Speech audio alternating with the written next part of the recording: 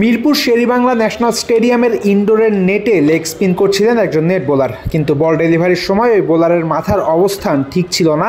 ব্যাটারের দিকে না তাকিয়ে বল ডেলিভারির সময় তার চোখ চলে যাচ্ছিল স্কোয়ারের দিকে। বাংলাদেশ দলের নতুন স্পিন বোলিং কোচ মুশতাক আহমেদের চোখ এড়ায়নি বিষয়টা, তাই সাথে সাথে ওই বোলারকে বিষয়টা বলেছেন মুশতাক। ওই লেগিকে মুশতাক বোলিং অ্যাকশনটা দেখিয়েও দিয়েছেন একবার। কিন্তু আজীবন একরকমভাবে বোলিং করেছেন একজন, তিনি কি আর হুট করেই সব পরিবর্তন করতে পারেন না? ওই বোলারও পারেননি। তখন মুশতাক বোলারকে ডেকেছেন, তাত্ত্বিক ক্লাসের চেয়ে ব্যবহারিক ক্লাস ভালো এই চিন্তা করেই হাত ধরে পাশের নেটে নিয়ে গেছেন, দেখিয়ে দিয়েছেন ভুলটা কোথায় হচ্ছে। এরপর নিজেও একটা বল করে দেখিয়েছেন ওই লেগিকে। স্যার, আমাকে একটু বলের গ্রিপটা দেখিয়ে দেবেন? এই বাঁহাতি স্পিনার মুশতাক আহমেদকে নিশ্চয়ই এই কথাই বলেছিলেন। সাবেক ডানহাতি leg break bowler Mushtaq Ahmed ঠিকই ওই বাঁহাতি স্পিনারকে বলের গ্রিপ দেখিয়ে দিয়েছেন।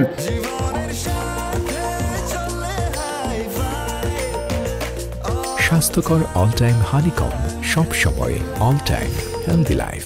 বাংলাদেশ ক্রিকেট বোর্ড এমন একজন কোচই চাচ্ছিল যিনি জাতীয় দলের দেখভালের সাথে সাথে আশেপাশের বোলারদেরও দেখিয়ে দেবেন। বাংলাদেশে এসে দায়িত্ব নিয়ে কাজ শুরু করার প্রথম দিনই মুশতাক আহমেদ দেখিয়ে দিয়েছেন তিনি এই কাজের জন্য পারফেক্ট চয়েস। শুধু তাই নয়, বুধবার মিরপুরে বড় হাইলাইট ছিল মুশতাক আহমেদের লিটন দাসের সাথে কাজ করা। হাতে বেশ কয়েকটা বল নিয়ে আলাদা নেটে গিয়ে মুশতাক আহমেদ লিটনকে বুঝিয়ে দিয়েছেন কি করতে হবে। টাস্কটা ছিল মুশতাক একটা একটা করে বল ছুড়বেন আর লিটন ফ্রন্ট ফুটে সেই বল একের পর এক খেলবেন। কোচের বুঝিয়ে দেওয়া উপায়ে লিটন একে একে খেলেছেন সব বল। একইভাবে ব্যাকফুটেও লিটনকে বেশ কয়েকটা বল নক করিয়েছেন মুশতাক। এরপর খুব দ্রুত আলাদা আলাদা লেন্থের বেশ কয়েকটা বলও লিটনকে খেলতে হয়েছে মুশতাক আহমেদের প্রত্যক্ষ উপস্থিতিতে।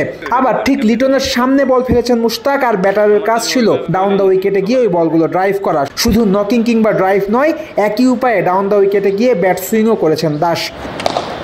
অনেকেই ভাবতে পারেন স্পিন বোলিং কোচ আবার লিটনকে কি শেখাচ্ছেন। লিটনকে আলাদা করে তেমন কিছু আসলেই শেখানোরও নাই, কিন্তু এতদিনের অভিজ্ঞ একজন সাবেক ক্রিকেটার যদি লিটনকে কিছু বলেন তবে সেটা নিশ্চয়ই ব্যাটারকে সাহায্য করবে। লিটন আর মুশতাকের রসায়ন দেখে ঠিক এমনই মনে হয়েছে।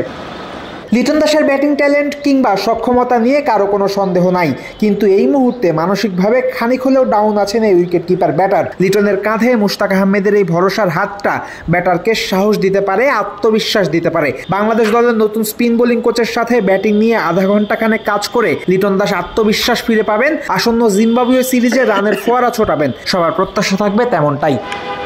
ফয়সাল হাবিব, ক্রিক ফ্রেন্ডজি।